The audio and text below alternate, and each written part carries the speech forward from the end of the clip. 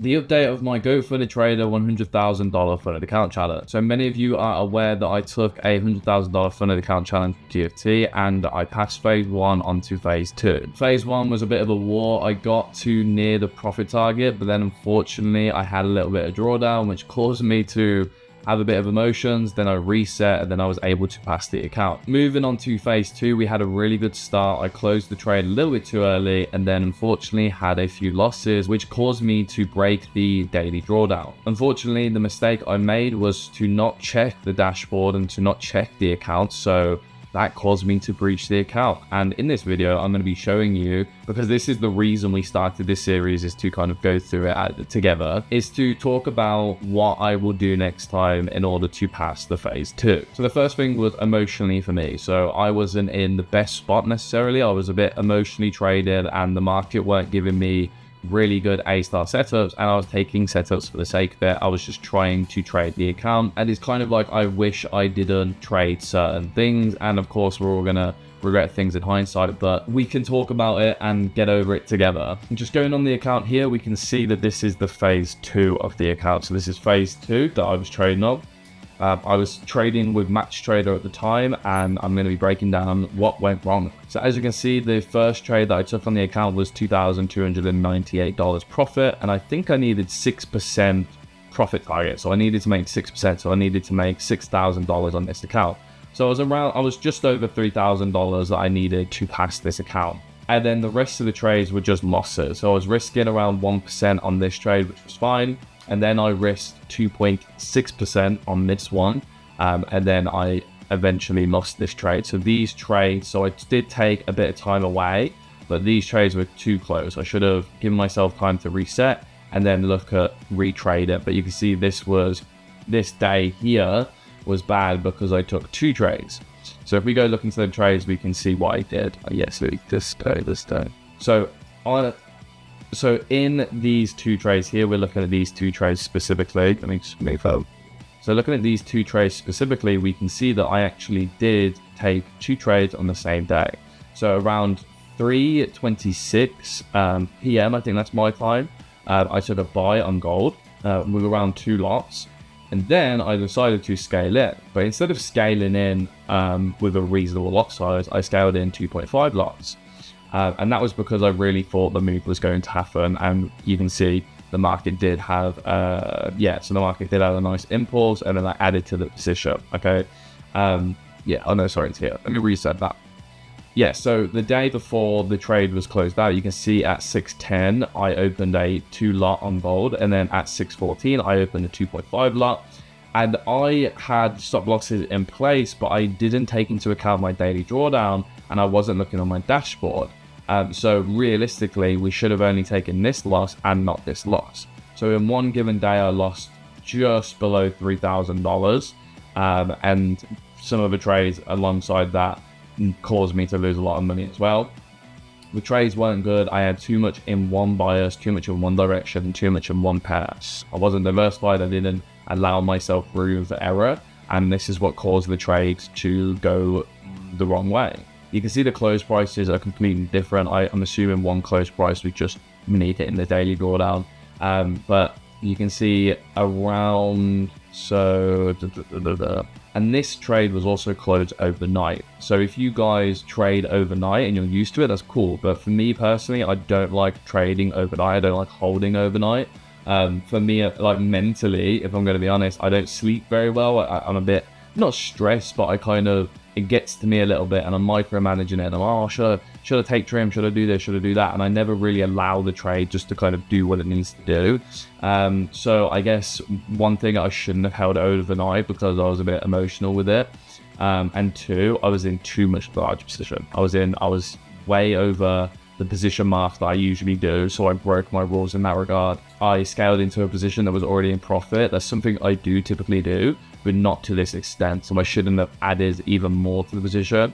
I think this is a while ago, so now I look back at it, I think I just got very cocky. I got very, I believed that the trade would go my way, and I don't know, I thought that I might as well kind of not go all in, but I might as well increase my risk a little bit. And then of course I didn't check my stop losses to the account's kind of daily drawdown.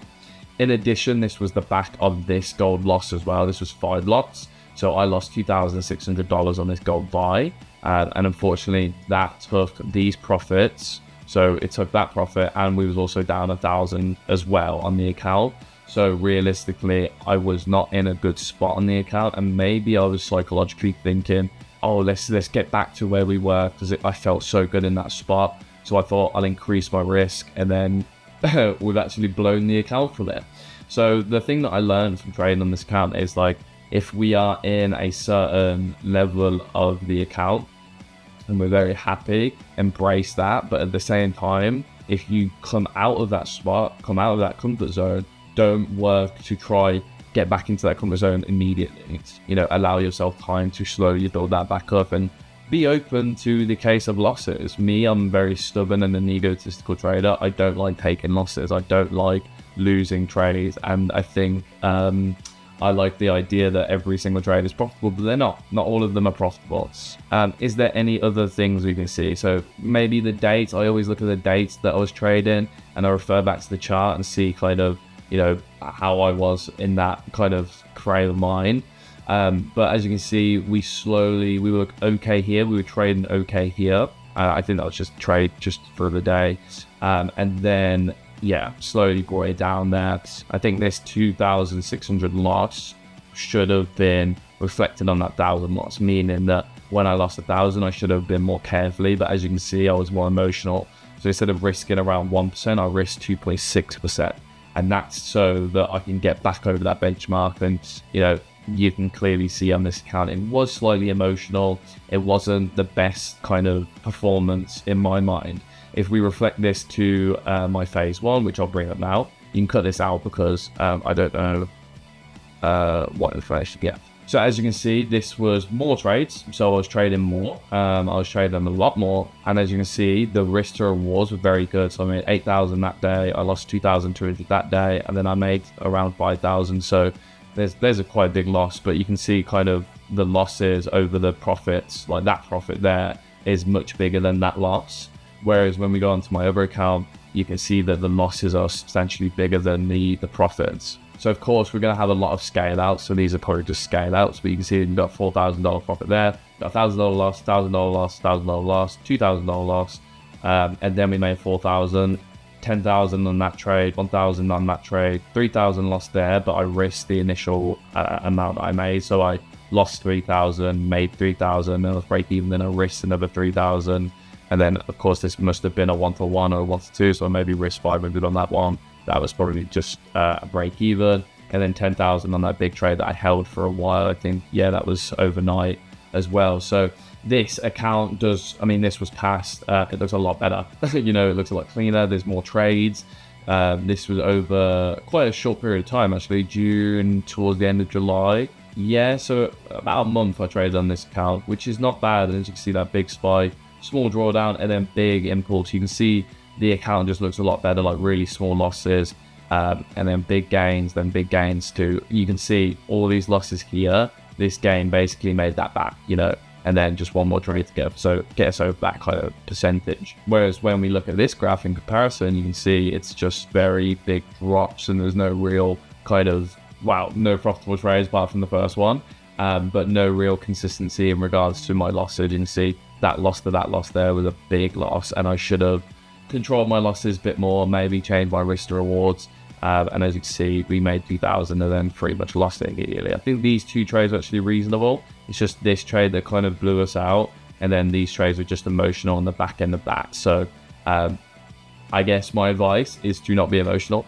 Don't allow your past performances. So all in all, going through the account with you guys, you can see that traders do lose. Even traders like myself, we fail accounts, and it's a part of the process. Not everything is sunshine and rainbows. Unfortunately, in trading, I do fail accounts. A part of the journey. But what we need to do as traders is to understand that this is a part of the journey.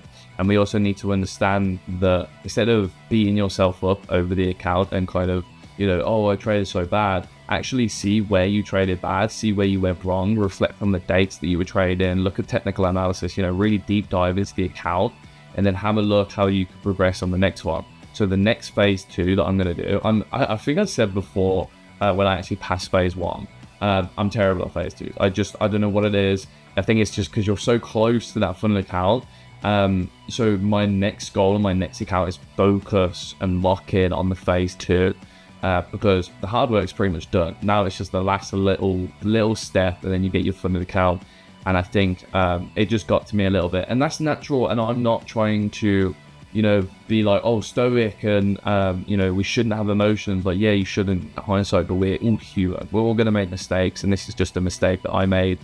Unfortunately, took a loss, and then I made that loss bigger because I was trying to make that money back, etc. And it's a minefield. And I hope you guys can relate to this if you've done this before, because it happens to the best of us. It's just important to take what we learn from the account and learn from the data, and then put it into the next account that we do and do better. On my next account, I won't increase my risk even though I took a loss and things like that. I'll always stick to my risk parameters. I'll always stick to checking my account as well. I'll always make sure that my account is up to good standard. And yeah, just kind of be positive and be happy that we can jump on to the next stage now. I appreciate you all hopping into this video. Not the best news that I have, but it, again, is a part of the process, is part of trading. Hopefully in the next couple of months I'll come on and we'll pass a phase 2 with GFT, and then it'll be a good video. But yeah, I appreciate you all hopping into this video. Hope you learned something from it. Let me know your thoughts in the comment section of any mistakes you've made in your trading, or anything that you struggled with and how you got over it, and we can kind of all work together to make our jobs easier. So I will see you guys in the next video.